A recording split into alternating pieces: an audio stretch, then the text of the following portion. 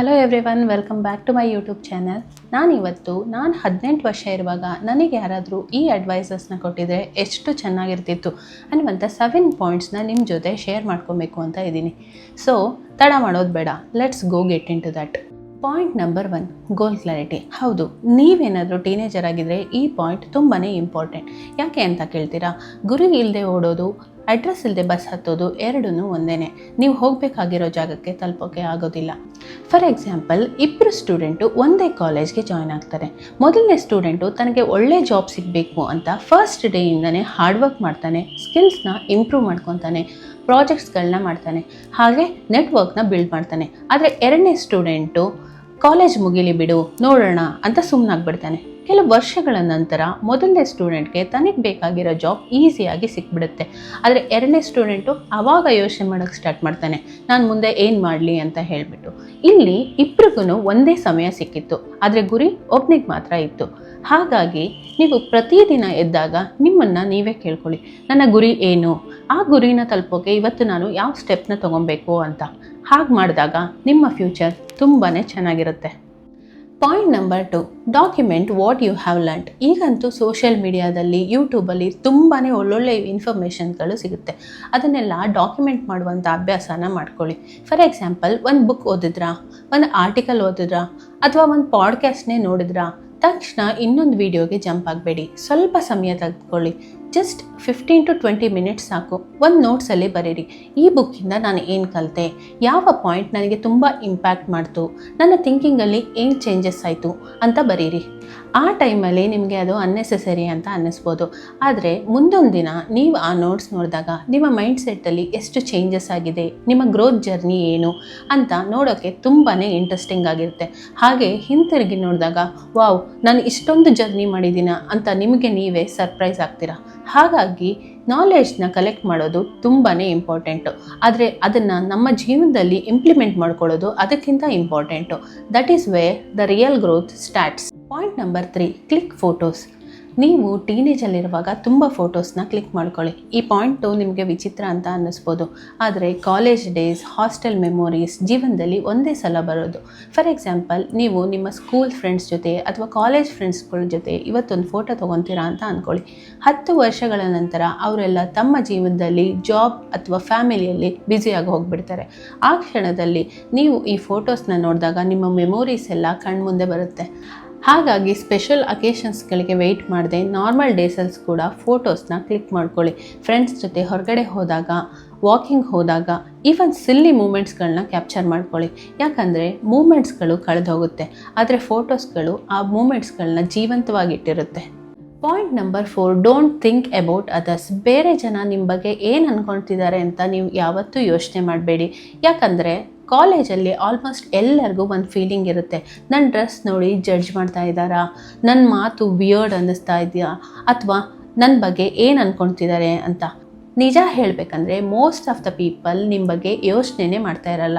ಯಾಕಂದರೆ ಅವರಿಗೆ ಅವ್ರದ್ದೇ ಆದ ಲೈಫ್, ಅವ್ರದ್ದೇ ಆದ ಪ್ರಾಬ್ಲಮ್ಸ್ಗಳಲ್ಲಿ ಬ್ಯುಸಿ ಆಗಿಬಿಟ್ಟಿರ್ತಾರೆ. ನಿಮಗೆ ಅನ್ನಿಸ್ಬೋದು ಎಲ್ಲರೂ ನನ್ನನ್ನು ವಾಚ್ ಮಾಡ್ತಿದ್ದಾರೆ ಅಂತ, ಆದರೆ ರಿಯಾಲಿಟಿ ಬೇರೆಯೇ ಇರುತ್ತೆ. ಆಲ್ಮೋಸ್ಟ್ ಎಲ್ಲರಿಗೂ ನನ್ನ ಬಗ್ಗೆ ಜನ ಏನು ಅಂದ್ಕೊಳ್ತಾ ಇದ್ದಾರೆ ಅನ್ನೋದೇ ಮೈಂಡಲ್ಲಿ ರನ್ ಆಗ್ತಾ ಇರುತ್ತೆ. ಅನದರ್ ಇಂಪಾರ್ಟೆಂಟ್ ಥಿಂಗ್ ಏನಂದರೆ, ನೀವು ಕಾಲೇಜಲ್ಲಿ ಮೀಟ್ ಮಾಡೋ ತುಂಬ ಜನ ಸ್ಮೈಲ್ ಮಾಡ್ತಾ ಇರ್ಬೋದು, ಹ್ಯಾಪಿ ಆಗಿರ್ಬೋದು, ಅಥವಾ ನಾರ್ಮಲ್ ಲೈಫ್ ಲೀಡ್ ಮಾಡ್ತಿದ್ದಾರೆ ಅಂತ ಇರ್ಬೋದು, ಆದರೆ ಅವರ ಪರ್ಸ್ನಲ್ ಲೈಫಲ್ಲಿ ಏನು ಸ್ಟ್ರಗಲ್ ಮಾಡ್ತಿದ್ದಾರೆ ಅನ್ನೋದು ಯಾರಿಗೂ ಗೊತ್ತಿರಲ್ಲ. ಹಾಗಾಗಿ ನೀವು ಬೇರೆಯವ್ರನ್ನ ಜಡ್ಜ್ ಮಾಡೋದಾಗಲಿ ಅಥವಾ ನಿಮ್ಮ ಬಗ್ಗೆ ಯಾರೋ ಜಡ್ಜ್ ಮಾಡ್ತಿದ್ದಾರೆ ಅಂತ ಆಗಲಿ ಯಾವತ್ತೂ ಯೋಚನೆ ಮಾಡಬೇಡಿ. ಯಾಕಂದರೆ ನಿಮ್ಮ ಡ್ರೀಮ್ಸ್ ನೀವೇ ಫುಲ್ಫಿಲ್ ಮಾಡಬೇಕು, ನಿಮ್ಮ ಮಿಸ್ಟೇಕ್ಸಿಂದ ನೀವೇ ಕಲಿಬೇಕು. Point number 5, share knowledge. ಇದು ಬೆಸ್ಟ್ ಅಡ್ವೈಸ್. ಕಾಲೇಜ್ಗೆ ಬಂದಮೇಲೆ ಫ್ರೆಂಡ್ಸ್ ಜೊತೆ ಅನ್ನೆಸೆಸರಿ ಕಾಂಪಿಟೇಷನ್ ಮಾಡಬೇಡಿ. ನನ್ನ ಮಾರ್ಕ್ಸ್ ಜಾಸ್ತಿ ಇರಬೇಕು, ನಾನೇ ಟಾಪರ್ ಆಗಿರಬೇಕು, ಎಲ್ಲರಿಗಿಂತ ನಾನೇ ಬೆಸ್ಟ್ ಅಂತ ಪ್ರೂವ್ ಮಾಡಬೇಕು ಅನ್ನೋ ಮೈಂಡ್ ಸೆಟ್ನ ಇಟ್ಕೋಬೇಡಿ. ಯಾಕಂದರೆ ಇದು ಲಾಂಗ್ ಟರ್ಮಲ್ಲಿ ಹೆಲ್ಪ್ ಆಗೋದೇ ಇಲ್ಲ. ಇನ್ಸ್ಟೆಡ್ ಕಾಲೇಜ್ನ ಒಂದು ಟೀಮ್ ಗೇಮ್ ಥರ ನೋಡಿ. ನಿಮ್ಮ ಹತ್ರ ಒಳ್ಳೆ ನೋಟ್ಸ್ ಇದೆಯಾ, ಶೇರ್ ಮಾಡಿ. ಯೂಸ್ಫುಲ್ ರಿಸೋರ್ಸ್ ಇದೆಯಾ, ಅದನ್ನು ವಾಟ್ಸಪ್ಪಲ್ಲಿ ಕಳಿಸಿ. ಯಾವುದೇ ಎಕ್ಸ್ಪೆಕ್ಟೇಷನ್ಸ್ ಇಲ್ಲದೆ ಶೇರ್ ಮಾಡಿ. ನಾನು ಶೇರ್ ಮಾಡಿದ್ದೀನಿ, ಅವರು ನನಗೆ ರಿಟರ್ನ್ ಹೆಲ್ಪ್ ಮಾಡ್ತಾರಾ ಅಂತ ಕ್ಯಾಲ್ಕುಲೇಷನ್ ಮಾಡಬೇಡಿ. ಆದರೆ ವರ್ಷಗಳು ಕಳೆದ ಮೇಲೆ ನೀವು ಯಾರಿಗೆ ಯಾವ ನೋಟ್ಸ್ ಕಳಿಸಿದ್ರಿ, ನೀವು ಯಾರಿಗೆ ಯಾವ ಹೆಲ್ಪ್ ಮಾಡಿದ್ರಿ ಅಂತ ನೆನಪೇ ಇರೋಲ್ಲ. ಆದರೆ ನೀವು ಒಂದು ಸಪೋರ್ಟಿವ್ ಫ್ರೆಂಡ್ ಆಗಿದ್ರಿ ಅಂತ ಎಲ್ಲರಿಗೂ ನೆನಪಿರುತ್ತೆ. ಸೊ ನಾಲೆಡ್ಜ್ ಶೇರ್ ಮಾಡಿದಷ್ಟು ನೆಟ್ವರ್ಕ್ ಗ್ರೋ ಆಗುತ್ತೆ, ಟ್ರಸ್ಟ್ ಬಿಲ್ಡ್ ಆಗುತ್ತೆ ಮತ್ತು ನಿಮಗೆ ತುಂಬ ಆಪರ್ಚುನಿಟೀಸ್ಗಳು ಸಿಗುತ್ತೆ. So collaborate more, compete less. Point number 6, value the time. Time ಅನ್ನೋದು ತುಂಬಾ ಪ್ರೀಶಿಯಸ್. ಯಾಕಂದರೆ ಹಣ ಕಳ್ಕೊಂಡ್ರೆ ಮತ್ತೆ ಸಂಪಾದನೆ ಮಾಡ್ಬೋದು, ಆದರೆ ಒಂದು ಸಲ ಕಳೆದು ಹೋದ ಟೈಮ್ ವಾಪಸ್ ಬರೋದಿಲ್ಲ. ಟೀನೇಜ್ ಅನ್ನೋದು ನಿಮ್ಮ ಫ್ಯೂಚರ್ಗೆ ಒಂದು ಬೇಸ್ಮೆಂಟ್ ಇದ್ದ ಹಾಗೆ. ಈ ಟೈಮಲ್ಲಿ ನೀವು ಓದೋ ಬುಕ್ಕು, ನಿಮ್ಮ ಹವ್ಯಾಸಗಳು ನಿಮ್ಮ ಮುಂದಿನ 20-30 ವರ್ಷಗಳ ಮೇಲೆ ಪರಿಣಾಮ ಬೀರುತ್ತೆ. ಆದರೆ ಇವತ್ತಿನ ಜನ್ರೇಷನ್ ಪ್ರಾಬ್ಲಮ್ ಏನು ಗೊತ್ತಾ, ಒಂದು ರೀಲ್ಸ್ ನೋಡೋಣ ಅಂತ ಮೊಬೈಲ್ ತೊಗೊಳ್ತಾರೆ, ಆದರೆ ಆಮೇಲೆ 30 ನಿಮಿಷ, 1 ಗಂಟೆ, 2 ಗಂಟೆ ಹೀಗೆ ಹೊತ್ತು ಹೋಗೋದೇ ಗೊತ್ತಾಗಲ್ಲ. ಪ್ರತಿದಿನ 2 ಗಂಟೆ ಹೀಗೆ ಕಳೆದೋದ್ರೆ ಒಂದು ವರ್ಷದಲ್ಲಿ 730 ಗಂಟೆಗಳು ವೇಸ್ಟ್ ಆಗುತ್ತೆ. ಆ ಟೈಮಲ್ಲಿ ನೀವು ಒಂದು ಹೊಸ ಲ್ಯಾಂಗ್ವೇಜ್ನ ಕಲಿಬೋದು, ಹೊಸ ಸ್ಕಿಲ್ನ ಕಲಿಬೋದು, ಅಥವಾ ನಿಮ್ಮ ಗುರಿ ಕಡೆ ಒಂದು ದೊಡ್ಡ ಹೆಜ್ಜೆನೇ ಇಡ್ಬೋದು. ಹಾಗಾಗಿ ರೆಸ್ಪೆಕ್ಟ್ ದ ಟೈಮ್. ಗಡಿಯಾರದಲ್ಲಿ ಇರೋ ಮುಳ್ಳುಗಳು ನಮಗೊಂದು ಸಂದೇಶ ಹೇಳುತ್ತೆ, ಸಮಯ ಯಾರಿಗೋಸ್ಕರ ಕಾಯೋದಿಲ್ಲ. ನೀವು ಇಂದು ಮಾಡೋ ಕೆಲಸ ನಾಳೆ ನಿಮ್ಮ ಜೀವನವನ್ನು ನಿರ್ಧಾರ ಮಾಡುತ್ತೆ. ಆದ್ದರಿಂದ ಸಮಯನ ಖರ್ಚು ಮಾಡಬೇಡಿ, ಇನ್ವೆಸ್ಟ್ ಮಾಡಿ. ಹಣ ಇನ್ವೆಸ್ಟ್ ಮಾಡಿದ್ರೆ ಹೇಗೆ ಆದಾಯ ಬರುತ್ತೋ ಹಾಗೆ ಟೈಮ್ ಮೇಲೆ ಇನ್ವೆಸ್ಟ್ ಮಾಡಿದ್ರೆ ನಿಮ್ಮ ಲೈಫ್ನೇ ಬದಲಾಯಿಸ್ಕೊಬೋದು. Point number 7, learn small habits. ನಿಮಗೆ ಬಿಗ್ ಸಕ್ಸಸ್ ಬೇಕಾ? ಆದರೆ ಅದು ಸಿಗೋದು ನೀವೇನೋ ದೊಡ್ಡ ಕೆಲಸ ಮಾಡೋದ್ರಿಂದ ಅಲ್ಲ. ಸ್ಮಾಲ್ ಹ್ಯಾಬಿಟ್ಸ್ನ ಸ್ಟಾರ್ಟ್ ಮಾಡಿ. ಫಾರ್ ಎಕ್ಸಾಂಪಲ್, ಪ್ರತಿದಿನ ನೀವು ಒಂದು ಪುಸ್ತಕನ 10 ನಿಮಿಷ ಓದಿದ್ರೆ 1 ವರ್ಷಗಳ ನಂತರ ನಿಮಗೆ ಸಾವಿರಾರು ವಿಷಯಗಳು ತಿಳಿದಿರುತ್ತೆ. ನಾವು 18 ವರ್ಷ ಇರುವಾಗ ನಮಗೆ ಕಾಲೇಜ್, ಫ್ರೆಂಡ್ಸ್ ಇವುಗಳೇ ಇಂಪಾರ್ಟೆಂಟ್ ಅಂತ ಅನ್ನಿಸ್ತಾ ಇರುತ್ತೆ. ನಿಜ ಹೇಳಬೇಕಂದ್ರೆ ನಮ್ಮ ಫ್ಯೂಚರ್ನ ಬಿಲ್ಡ್ ಮಾಡೋದು ಸ್ಮಾಲ್ ಹ್ಯಾಬಿಟ್ಸ್ಗಳು ಮತ್ತು ಅದನ್ನು ಕನ್ಸಿಸ್ಟೆಂಟಾಗಿ ಮಾಡೋದ್ರಿಂದ. ಅದು ಕಮ್ಯುನಿಕೇಷನ್ ಸ್ಕಿಲ್ ಆಗಿರ್ಬೋದು, ಪಬ್ಲಿಕ್ ಸ್ಪೀಕಿಂಗ್ ಆಗಿರ್ಬೋದು, ಅಥವಾ ಫಿಟ್ನೆಸ್ಸೇ ಆಗಿರ್ಬೋದು. ಡೈಲಿ ಸ್ವಲ್ಪನೇ ಪ್ರಾಕ್ಟೀಸ್ ಮಾಡಿದ್ರೆ ಫ್ಯೂಚರಲ್ಲಿ ಅದು ನಿಮಗೆ ಒಳ್ಳೆ ಲಾಭ ಕೊಡುತ್ತೆ. ಎಕ್ಸಾಂಪಲ್ಗೆ ಹೆಲ್ತು. ನೀವು ಯಂಗ್ ಆಗಿರುವಾಗ ನಿಮಗೆ ಯಾವುದೇ ಬಾಡಿ ಪೇಯ್ನ್ ಇರಲ್ಲ, ಬ್ಯಾಕ್ ಪೇಯ್ನ್ ಇರಲ್ಲ, ನೆಕ್ ಪೇಯ್ನ್ ಇರಲ್ಲ. ನೀವು ಕ್ಲಾಸಲ್ಲಿ ಹೇಗೆ ಕೂರ್ತೀರಾ, ನೀವು ಕೂರೋ ಪೋಸ್ಚರ್ ಏನು ಅಂತ ನೀವು ಯೋಚನೆ ಕೂಡ ಮಾಡಿರಲ್ಲ.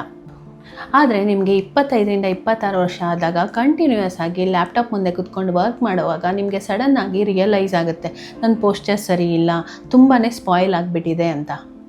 ಮೊದಲೇ ಅಟೆನ್ಷನ್ ಕೊಟ್ಟಿದ್ರೆ ಎಷ್ಟು ಚೆನ್ನಾಗಿರ್ತಿತ್ತು ಅಂತ. ಅದೇ ರೀಸನ್ಗೆ ಫ್ಯೂಚರಲ್ಲಿ ಪ್ರಾಬ್ಲಮ್ಸ್ ಬರೋ ಮುಂಚೆ ಇವತ್ತೇ ಒಂದು ಗುಡ್ ಹ್ಯಾಬಿಟ್ಸ್ನ ಸ್ಟಾರ್ಟ್ ಮಾಡಿ. ಈ ವಿಡಿಯೋ ನಿಮಗೆ ಇಷ್ಟ ಆಗಿದ್ದರೆ ಲೈಕ್ ಮಾಡಿ, ನಿಮ್ಮ ಫ್ರೆಂಡ್ಸ್ ಜೊತೆ ಶೇರ್ ಮಾಡಿ. ಹಾಗೆ ಈ ಥರ ಜೀವನ ಬದಲಾಯಿಸುವಂಥ ಕನ್ನಡ ವಿಡಿಯೋಗಳಿಗಾಗಿ ನನ್ನ ಚಾನೆಲ್ನ ಸಬ್ಸ್ಕ್ರೈಬ್ ಮಾಡ್ಕೊಳ್ಳಿ. Keep learning, keep growing. Thank you.